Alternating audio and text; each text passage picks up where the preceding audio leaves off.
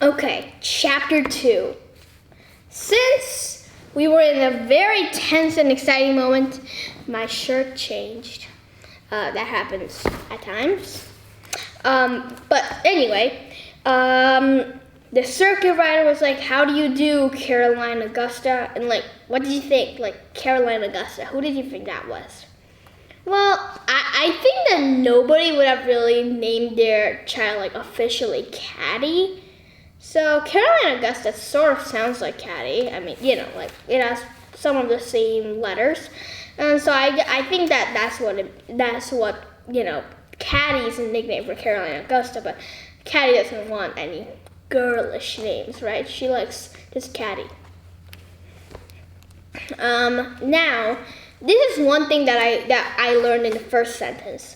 "How do you do, Caroline Augusta?" said the circuit rider in his deep voice, the voice which filled the schoolhouse with the fervor of his praying. So that means that he prays a lot. So I think that he's sort of like a minister or like a preacher or something. I think that's it. And then the circuit rider was like, when are you going to begin making a young lady out of this wild Indian, Mrs. Woodlawn? I mean, if you had been Caddie, how would you have like responded to that? Well, I wouldn't have said anything because I mean he is a minister and a good guy, but still, I just don't really like him, and I would be really mad and angry that he referred to me as a wild Indian. I mean, not that Indians are bad. I'm just saying that he's not saying it in a good way, right? And now, why do you think that Mrs. Woodlawn's like brooch, the cameo brooch, is like really rising and rose and fell, and also the earrings were like trembling on his ears? And why? She's probably pretty angry, annoyed, and like sort of like ashamed maybe that she didn't really she let Caddie grow up like that, and she feels irresponsible she feels responsible for the fact that Caddie is like a wild Indian. And if you had been Mrs. Woodlawn, would you have felt the same way? Well, not really. I would have been proud that Caddie was strong and brave and she ran around with the boys and she had adventures. I would be proud of Caddie. I wouldn't be. And I would just be like, well, Mr. Tanner, you just have a very, very bad sense of things like that. Or something like that. I wouldn't just accept it like that. I wouldn't accept it with like that. I would actually say something.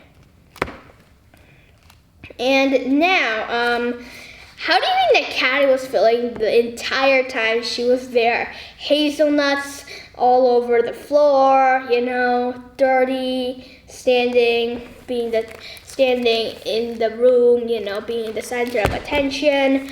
If you had been Caddie, how would you have felt? And have you ever had a moment like this? Well, I would have felt like, I was like disturbing something. I would have felt really, really embarrassed and a little scared about like if I was gonna get scolding or not. And and I don't know why this is suddenly making me laugh, but like the image in a way is so comical. And now we actually learn why this happened. So her father was like, "Come on, let Caddie run wild with the boys. I would rather see her learn to plow, and I think that Caddie's gonna become really strong, and it's worth it." And do you think that he was the best doctor? Yeah, he was the best doctor. I think that this was the greatest thing that he could have done.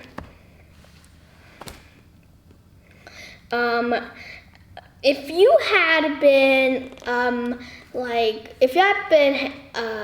Caddie, like, how would you have felt? Like, really, what I mean is, like, would you feel like an outsider?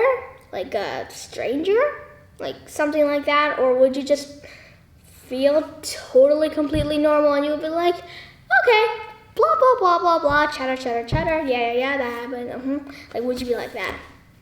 I would be pretty silent and I would feel sort of embarrassed. A lot embarrassed, actually. I would feel embarrassed and I would just eat. Maybe pick at my food.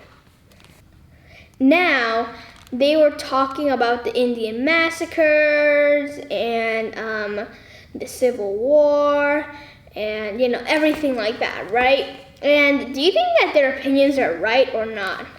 It's so for example, Mrs. Woodlawn is like, it's those Southerners who make it north and incite the Indians to rebellion just to make more trouble for the North. Yes, said Mr. Tanner. I fear that we cannot trust the Indians even when they seem to be friendly. Do you think that's true? No.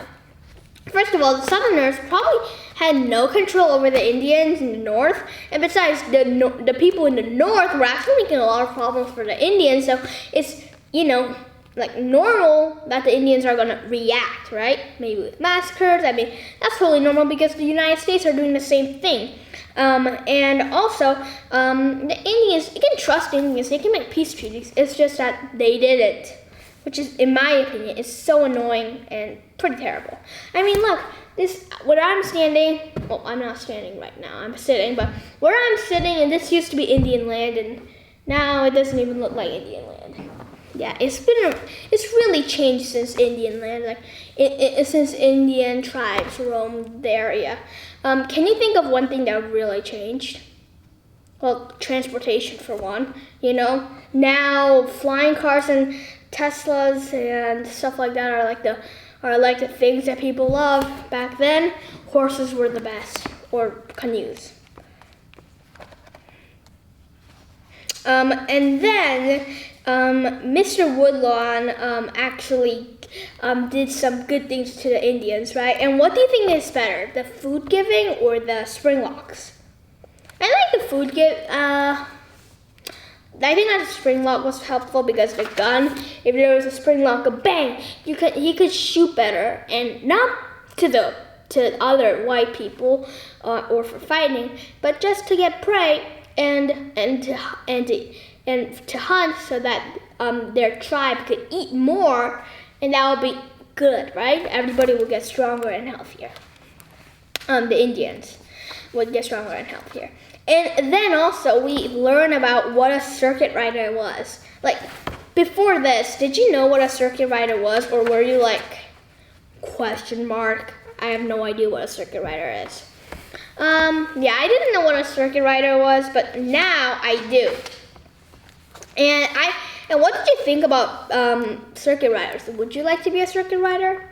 Yeah, it'd be really cool, traveling on a horse all across the Wisconsin countryside, because I'm a big nature person, and while traveling from place to place, I would be passing nature. Yeah, forests. Wisconsin is really beautiful. So I would really love riding on a horse, preaching to people, and yeah, I would really love it. I think that's really cool, and I would like to be a circuit rider. Unfortunately, those days are over. Now you just drive in a car. It's sad.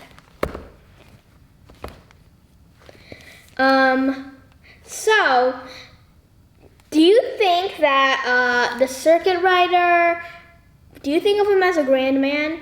Well, unless you don't, well, I didn't really like the fact that he was like, when are you gonna make a young lady out of this wild Indian? Except for that, I think that he's a pretty awesome guy. He travels through rain and snow, through mountains, and, well, Wisconsin doesn't really have any mountains. I know from living there.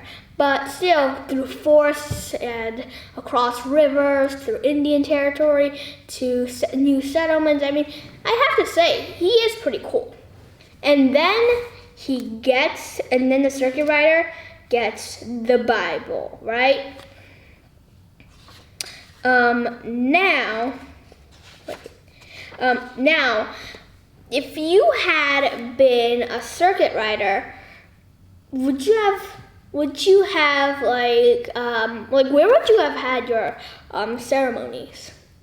I would have liked to do it in the nature, because like God created the world, so why aren't we in the world, and why are we in a building? We should be outside enjoying the nature, right?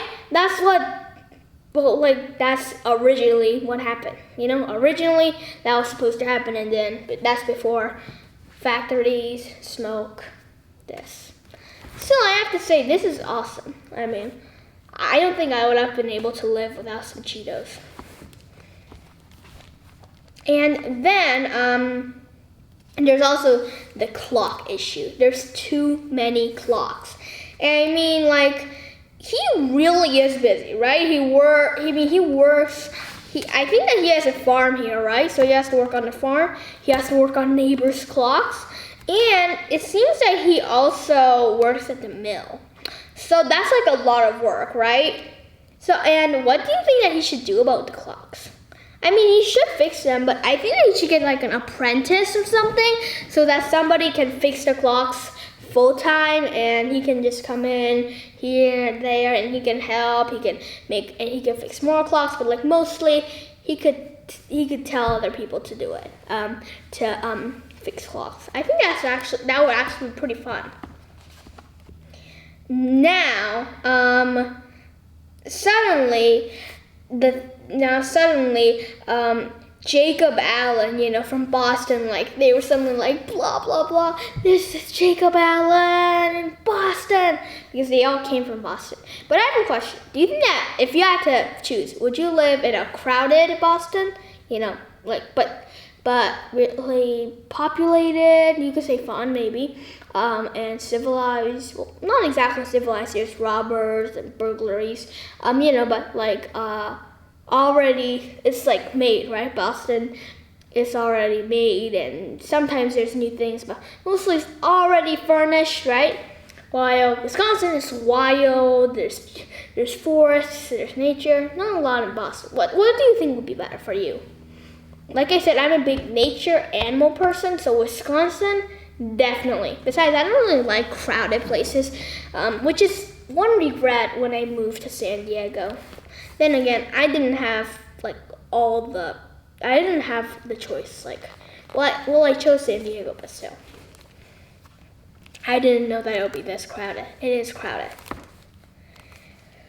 Now, they all were on their knees, right? And the preacher was prayed, and finally there was an amen, right? And this is the really funny part, Warren had gone to sleep while kneeling. He was like, because probably the sermon, actually the prayer was probably really, really, really boring, right? If Warren was sleeping. Now, do you think that it seems that Mr. Woodlawn doesn't really like the English aristocrats, right? So what do you think is wrong with that? Because why? I mean, why do you think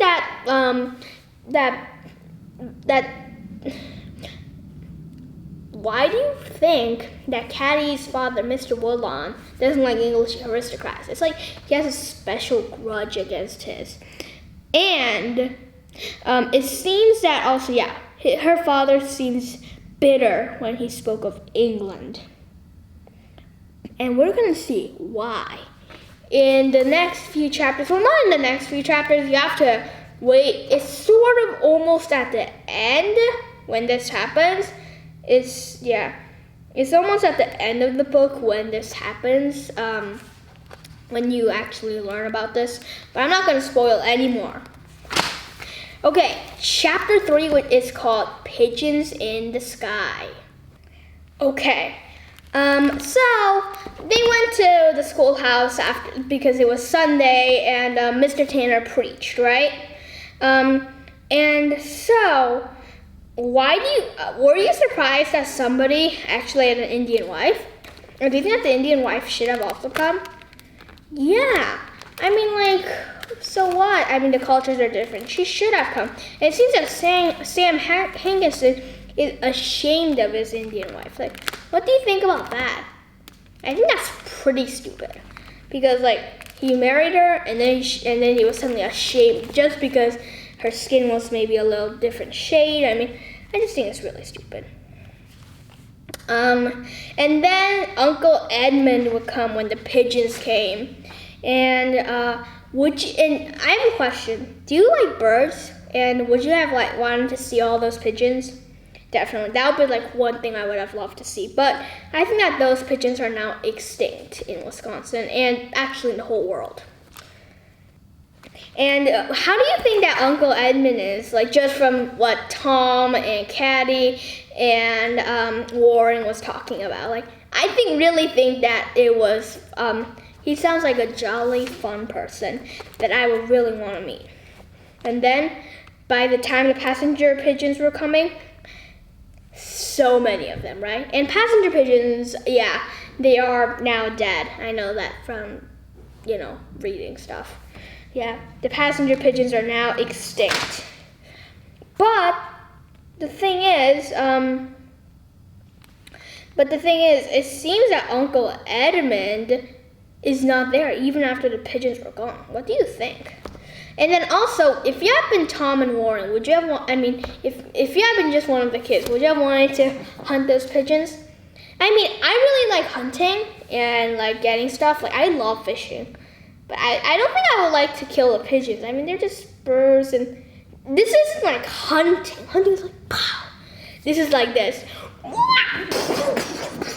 That's just like slaughtering like pigs and geese who stand no chance, right? I wouldn't really want to do it. I would just let the other people do it, while I would just enjoy the birds and the flock. I would just the flock. And now, Mr. Woodlawn is a really nice guy. So he was like, there's not much grain left in the fields. Just drive off the birds, but don't kill a lot because, don't kill more than we can eat. So, he's a good man, right? Yeah, he's pretty cool. Like I said, I really like him. He's a good role model. And then John Ireton broke into song and everybody sang with him, right? And then finally, Uncle Edmund decided to come on a little steamer, right? And were you surprised that Caddie and Warren didn't get to go? And do you think that they should? Yeah, I mean, they're like a group of adventurers. They have to come. It's just really, really, really unfair. And suddenly, Warren and Caddie had a great idea. They took the wagon, they took Betsy and the horse, and they raced over. Did you think that was a good idea? Yeah, and I love that idea. And actually, I have something. The Pigeons in the Sky, there's only one more page, right? But I want to talk about that page next time just because I want to, because I think that'll be better because then it'll be more connected to the chapter 4. So let's just leave the last page alone and we can just talk about the last questions. What was your favorite part in these chapters? How did you like the book so far? Which is my favorite question. What's your favorite character? And what's your least favorite character? I'll think about all those, and also additionally, I'll tell you the answers to those next time because I want to. Well, I don't know. I'm gonna just tell you these next time because I really have to think. I love the book, so I can't choose my favorite character, my least favorite character. I mean, maybe those, but the favorite part is really racking my mind. And for predictions, Since it's the first time, I think we can skip it, but next time, let's keep on doing it. But first time, I mean, there's not really that much to predict, so I don't think we really have to do it right now. Okay? I hope that you had a great time with me starting the awesome book, Caddie Woodlawn by Carol Ryrie Brink. And we can see each other next time. Keep on reading and